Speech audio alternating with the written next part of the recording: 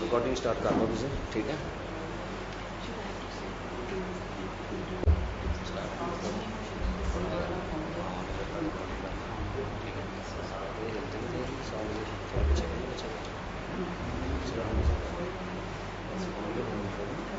Hello, okay.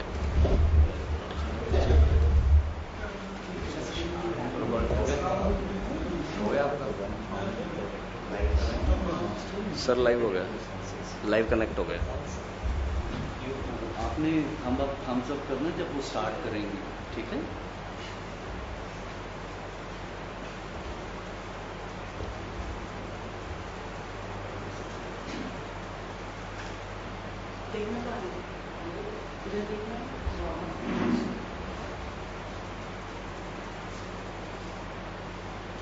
Hi everybody, I'm Neera Serene, and I'm a Master in Intuitive and Predictive Sciences, a transformation coach and a spiritual therapist. And I also happen to be the founder of this beautiful spiritual center called Om Karma, founded in 2006. And here in this center, we conduct various training programs, coachings, counselings, and other courses and workshops, seminars, talks, etc. in intuitive predictive sciences, spiritual modalities, and even scientific modalities. At present, we are conducting the Train the Trainer DC Psychology program for the past 5 days. And I'm sure the participants have had a beautiful and fulfilled journey throughout with us. I would now like to invite the Master Trainer and Facilitator of this program, Colonel Alok Sood, to please come here and say a few words. Thank you. Hi everybody, good evening to you all. My name is Alok. I'm an international master trainer, life and a business coach, and also a spiritual therapist. You must be wondering why all these things under the same bed. The point is to understand the human being. It is important for us to make sure of how a person and what a person and why a person is thinking of what he or she is thinking as of now. May I ask you, do we act or react to our environment? And if yes, we do, why do we do that? This is the journey which Directive Communication Psychology provides you for you to effectively understand your own self and also understand the human being. At Om Karma, we ran the Train the Trainer program, which was a 6-day affair, almost 6 to 7 hours, and a couple of hours the participants also took when they went back home. Some of their works you can see on the door, that is the mind maps which they created, and also on this door as they created the mind maps. And when they created the mind maps, you could understand how the content of Directive Communication Psychology went into their heads. And once it went into their heads, they started pouring that content out. Directive Communication Psychology, as I call it, it's almost a one-stop solution for you to understand your own self and also to understand people around you. Those who say that the environment makes you or breaks you, I put it across in another word. You can make your own environment. Question is for you to answer whether you are able to make your own environment or not. But the bottom line is, if you have your own environment as you wish it so, will you be more comfortable? Or would you be at conflict with your own self? I'm honored to have the guests who have come from outside and have taken this much of time to be here with us. We have got DCNs amongst us. This is the and of course Anshul, who is there, and 3 DCNs in the making today in the form of Sarojini, Disha, and Rajesh. And of course, just to share something, we have another DCN in the making, perhaps in our next program that has been announced for August 2016. Friends, without taking much of your time, I now invite my participants of this Train the Trainer program to share with you what they have picked up in the last 6 days. I welcome Sarojini Datta on stage to address you all on this particular session. Come, Sarojini. Hi friends, thank you so much Colonel Sood and Mrs. Serene for having us here and taking us through this wonderful journey. I think I'll take off from where Colonel Sood left us. He's already explained how the environment creates us and not the other way around. Let me just take a scenario. You are ready for work in the morning and suddenly you find your two children having a big squabble, and it really just kind of turns you off because you're all ready to move and you suddenly find this shouting and screaming and everything going on, and all you can do is come back, and there it is, and you have two crying children on your hands, and all you can do is they go shut one door, shut the other door, and you're out of the house. But what does that leave you with? You just are ruined for the whole day. Your whole mood is gone, and you walk into work. Too bad. So take another scenario. You walk into your boss's office. You've been working all night for something, and all he says is, listen, you know what, I think you need to just leave this and go somewhere else, and you're like all full of enthusiasm, and he suddenly changes his entire focus to something else. And that's it. And your whole day is gone because here you've been working all night to show them this fantastic assignment that you've done. But your mood goes and your performance goes down. Even if he sends you somewhere to do something, what do you produce? You come back again with half the work done. Take another scenario. He's given you a job to do and you've gone into your cabin, you're working on it. 1 hour, 2 hours, every hour he suddenly starts calling you. Have you finished? Disha, have you done your work? Neera, have you finished your work? Whatever, like he just keeps doing that. And you know you've been given a deadline to finish it by 7 in the evening. But you're being called every 2 hours. What happens? What's your mood going to be like? I think your performance is going to dip is what I would feel like. Because what I was supposed to do in 7 hours, you actually just lose focus and you're only wondering, can I do this like this? Can I do this like this? And so your attention goes from the processing, goes to the processing instead of the objective. So how does this, what are we doing to ourselves and to others? We are actually creating that environment, and what is happening whenever something happens and we tell somebody something and the other person answers back, we react with one reaction. It could be anger, it could be disgust, it could be, anything. So what I would say is, and which I'm sure you all felt it in your lives, is whenever you react in haste and you negatively react, all you get is a stressful environment, non-productive. But you use what I would call later, and I tell you the part of your brain that will help you think clearly, you will definitely have more intelligent thinking. You will have a positive environment. So what do we understand when we think, how are we going to create this?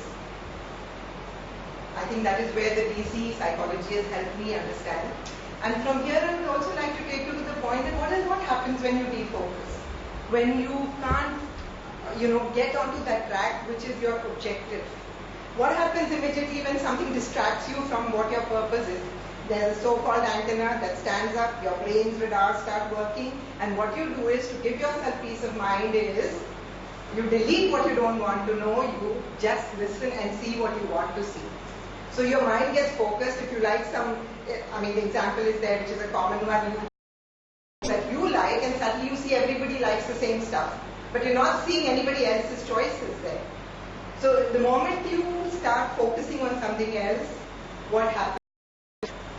Your objective gets lost in that process.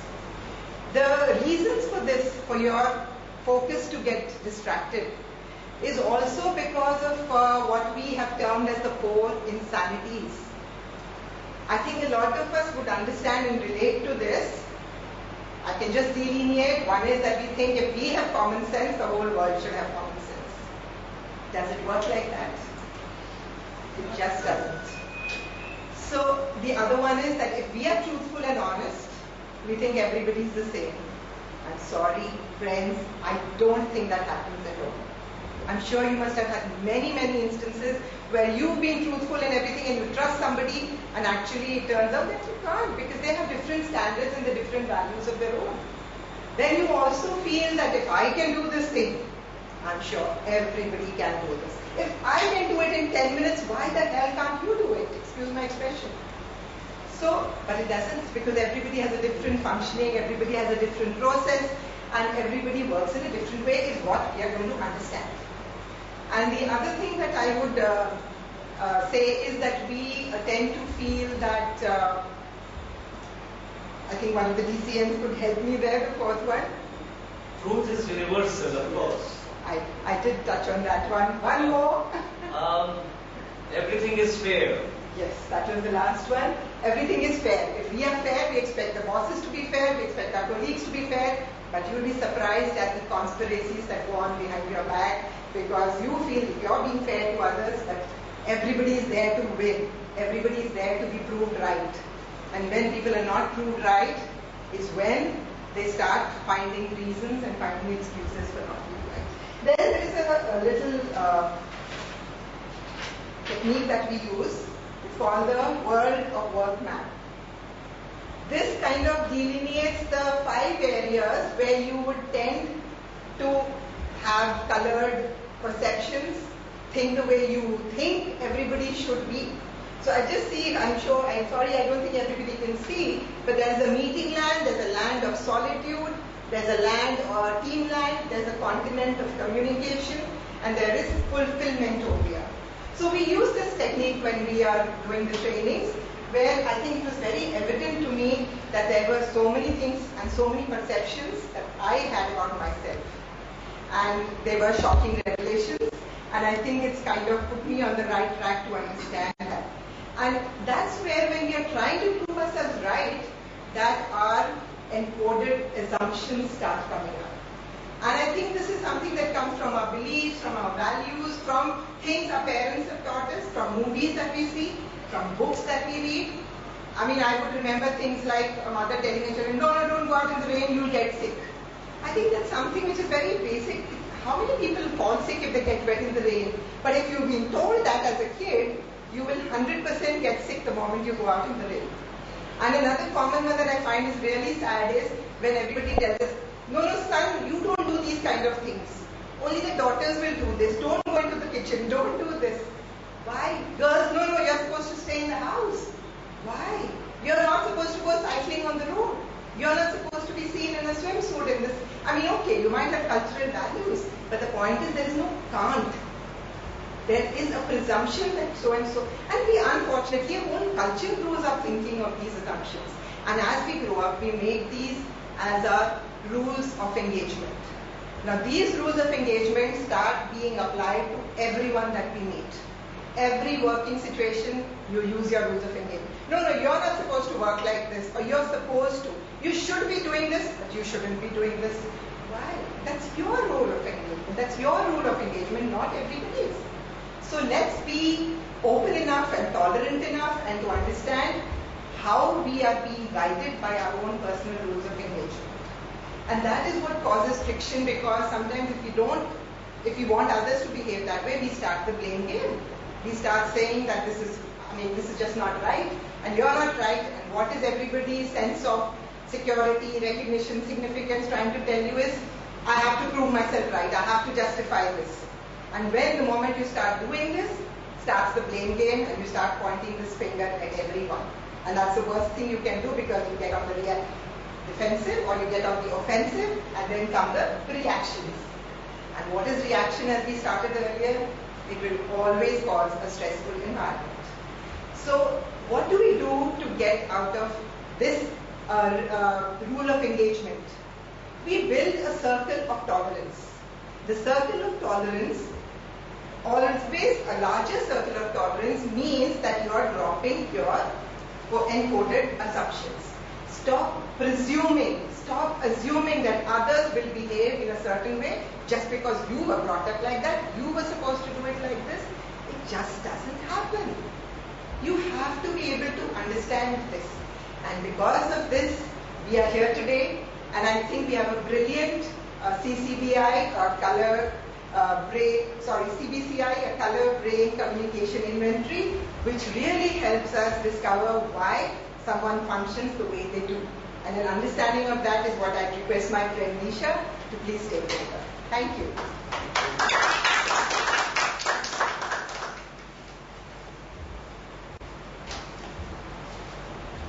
Thank you, Sarojini. Everyone, you're welcome to this, our institute.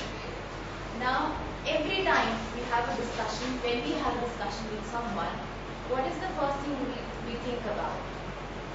What is he or she going to say? Or what he says, how do we interpret it? It's not always that you have a happy communication with this person or feel energized. Sometimes you are triggered. You may not reply instantly, but you hold that in yourself. Then what happens? You keep thinking about that thing and it turns into overthinking. It becomes a burden in your head. It occupies space in your head. And I must say, unnecessary space. It leads you away from your focus. You start overthinking and it tires you down. Your energy is drained. Now, another thing that happens is that you may form a personal judgment against this person. Or even you may think the other person has personal judgment. Whereas this may not be true. It may be just the other person's way of behaving in a certain way. Everyone has a brain, and I hope so everyone here does. Of course. They have a different way of processing. For instance, if you compare two computer processors like PC processor and Mac processor, both of them will be able to perform your Microsoft Excel function, but just in a different way. You will get the result, but they will do it in their own way. Similarly, everyone's brain works in a different way. For instance, you may find a person who gets a bit of information and starts taking action, then clarifies his or her doubts. Then you see, again there's a bit of action taken, then thinking, a little bit thinking that this is deviating from the bigger picture I had in mind. Now, some more information is received by this person. You may find the processing of this person to be very chaotic. This kind of a brain is known as a green brain processor. Now, it is also termed as chaotic processor, but it does not denote a negative meaning.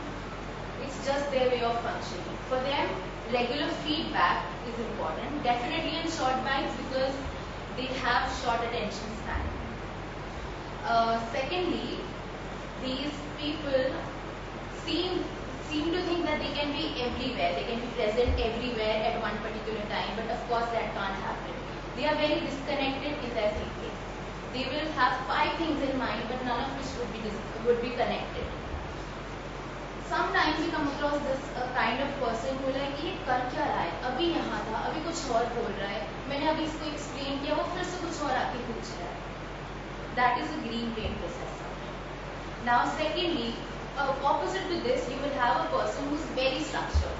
Will take requisite details which he requires for a project, and then analyze it, and then take action.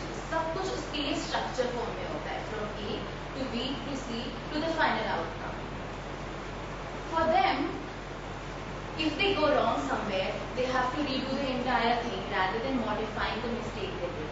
And maximum they will have one alternative as backup. For them, their values mean a lot. So if you have to modify their thinking, you will have to do by reasoning. And there is no other way. They may appear dry, they may appear not interested, but it's just their way of doing things. Now, another brain processor, which is the purple brain processor, is one step ahead of the red brain processor in terms of their gathering details. Constantly, they will be looking for many details.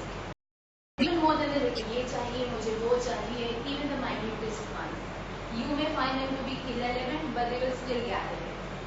Also, you may think that they are very slow in what they do, but that's not the truth. They started their work, just the time is spent in gathering information. After that, analysis happens and the action takes place. For them, it's very difficult to delegate their work. Even if they are forced to, they will be micromanaging at all levels. They will constantly be at your head कि I need an update for this. ये मुझे 5 बजे update चाहिए. अभी नहीं मिला तो कल सुबह तक चाहिए. Constantly, and then you'll be like, अगर 2 दिन की date, 2 दिन की बाद की date है, then why is he constantly asking me for this? but that's just his way of working. Again, the last one is blue brain processor.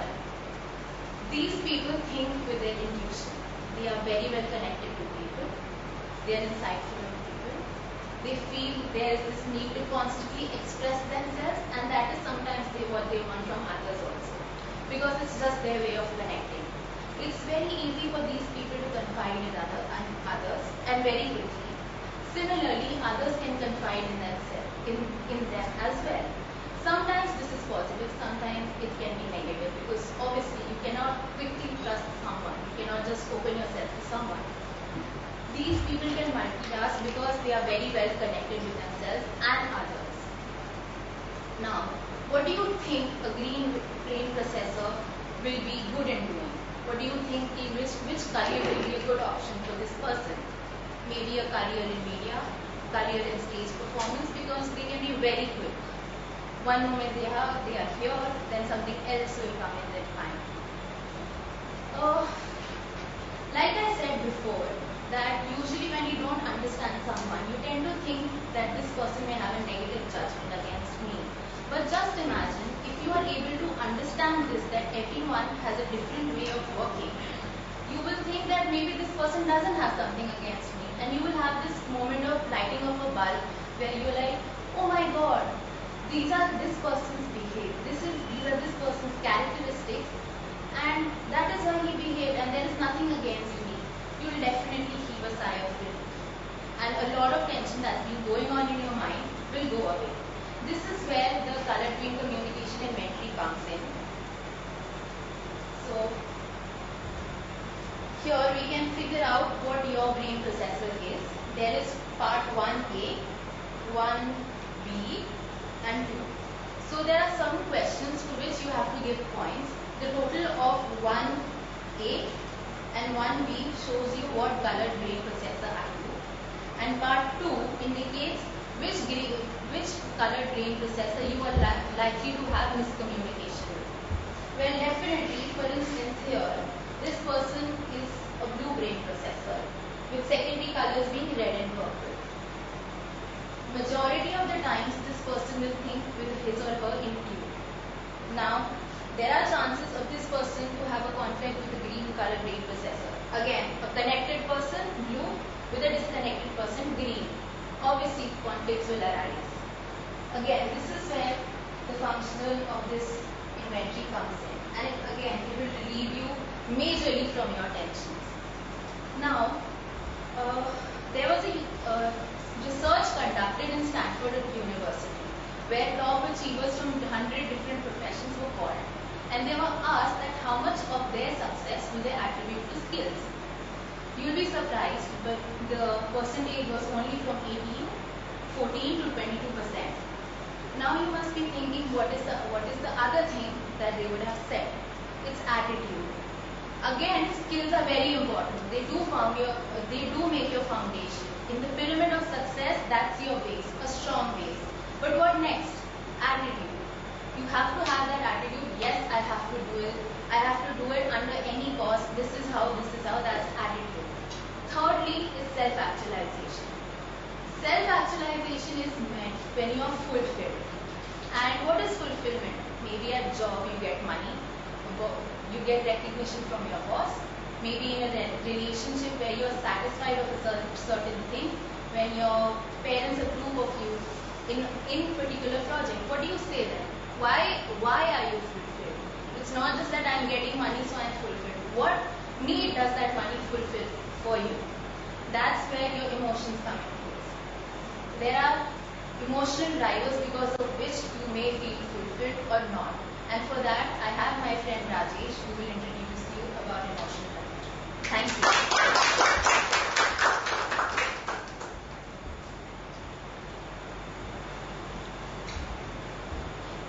Thank you, Disha. Thank you so much. Guys, if you guys are feeling heavy stuff, hari saman bataya ja raha hai, so we can create some lighter movements if that's okay with you. If you are still feeling that it has been very heavy by the two previous speakers, Sarojini and Disha, otherwise we are okay. A little more heavy stuff from my end. Trust me, this is going to be an interesting aspect. And from where Disha left, this is part of our human psychology or psych makeup. Two parts to it. One is the color brain processing, which Disha had just explained, and the second one is our emotional drivers. What drives us emotionally? To put it very, very crudely, not the exact definition, but these are some of those things which will make us or provide us those triggers to act, to react, to respond. Right? There are 8 in number. Right? Any guesses? What would those be? Any guesses? Love and belonging. Love and belonging. Oh, brilliant. Fine. What else? Our feeling, hurt, trying to hurt someone. Yeah. So how Feeling it. So what is the driver? Like the love and belonging, or belonging and love is one, wherein we feel connected to ourselves or others around us. Security. Yeah, security is one of them, wherein we want to have a overall control about safety and security of ourselves. It could be emotional security, it could be financial security, it could be general security at large. Right? So thank you for these two inputs, and then we take it on. The third one is diversity and change, wherein we are looking for variety and excitement in whatever we are doing. The fourth one is achievement, wherein we are wanting to make a progress in whatever we are doing in our lives. The next one would be recognition and significance, wherein we want our accomplishments or our virtues to be acknowledged. Right? That this has been done beautifully by somebody. And that's where, if the recognition and significance happens to be one of the emotional drivers, you would love your work to be recognized, your efforts to be recognized. Right? The next comes the challenge and growth, wherein we are actually looking for our own personal development, growth, learning. These are some of those things which we look for when we are driven by emotional driver called challenge and growth. Then comes excellence, wherein we are working for self-satisfaction. We would take pride whenever we are doing or finishing something. And the last one happens to be responsibility and contribution, wherein we own up, we take the responsibility of finishing certain assignments which have been given or which we have taken, and contribute wherein we are part of the team. So these are the emotional drivers, which along with the color brain processor pushes or drives a human being to act or to react or to respond, depending upon our sequencing. So out of these three, primarily three, which are control and security, the second one is diversity and change, and the third one is recognition and significance. These are the three happen to be in the short supply. Happen to be in short supply, which means most of us are actually would have these as our primary drivers, and it is not generally available, or the options or the opportunities to explore these are generally not available, and that's where the conflict arises. If you have any questions on this, I may address, otherwise I move to the next. Yeah. The second part which I wanted to take up was on the body postures, which as a speaker we need to be maintaining when we are addressing step, and the speaker is just wanting that some kind of acceptance should come from the audience. Right? And that is only the beggar posture and negative attached to it. The facilitator will not be accepted by the audience. He or she will not be able to create a connect with the audience, and the program, as we call in the training language, the program may fall. Right? If you have any questions, I'm willing to address. Otherwise, I would call Colonel Su to please sum up.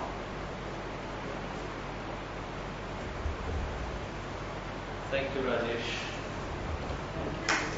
Thank you so much.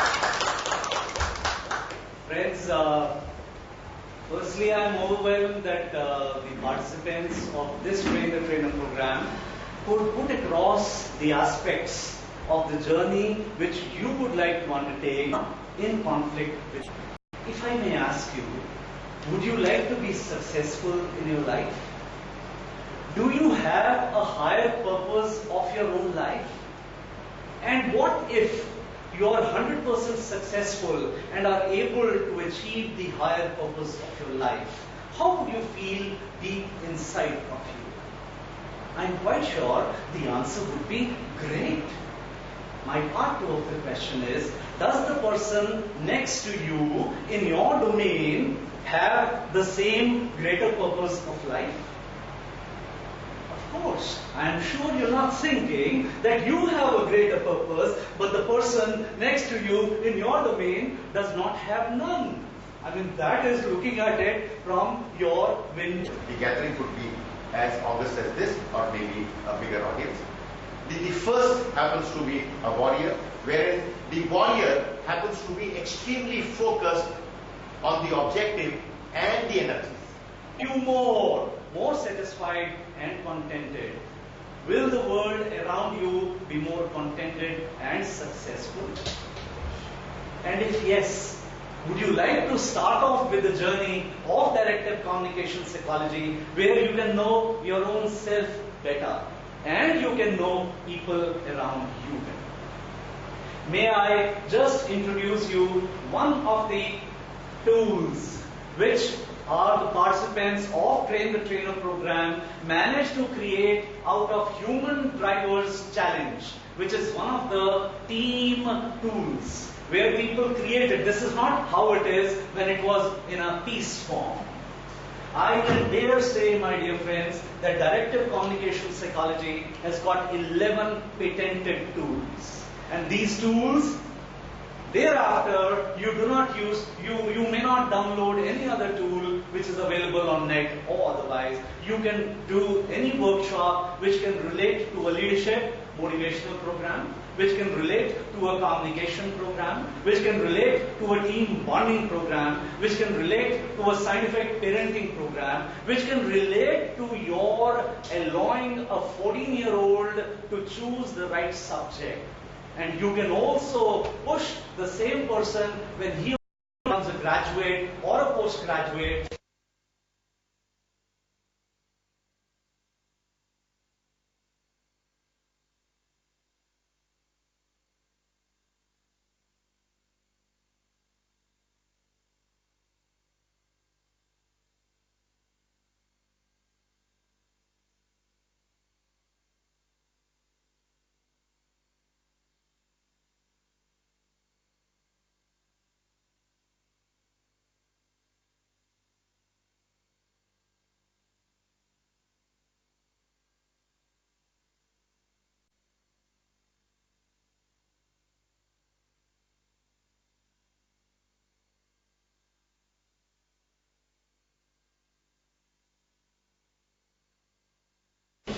And you can think of anything under the blue skies which can talk about being addressed for the human resource to change this person into a human capital. In simple words, try it, taste it, join the programs of Train the Trainer, which is accredited by the American Institute of Business Psychology, get your certifications so that you can be different from others. You can be unique amongst other people. Think about it, consider it, and be with us to take this journey together. Thank you so much for having been here with us. I'm quite sure you would consider all that has come to you in our life. So kind. Thank you.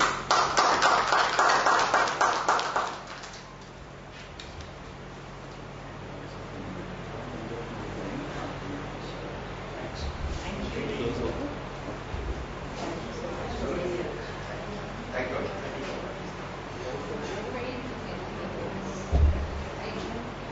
I'll request everyone to join us for a cup of tea. Those who have come from outside, have a cup of tea before you please come. Very well.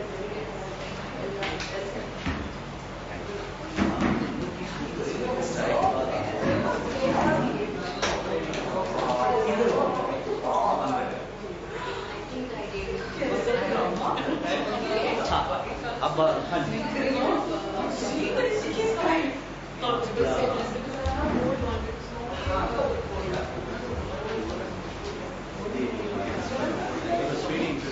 Thank you so much. Thank you very much. Very encouraging. We know how nervous we were. No. Your Mr. I'm Mahesh. Thank you. You explained it very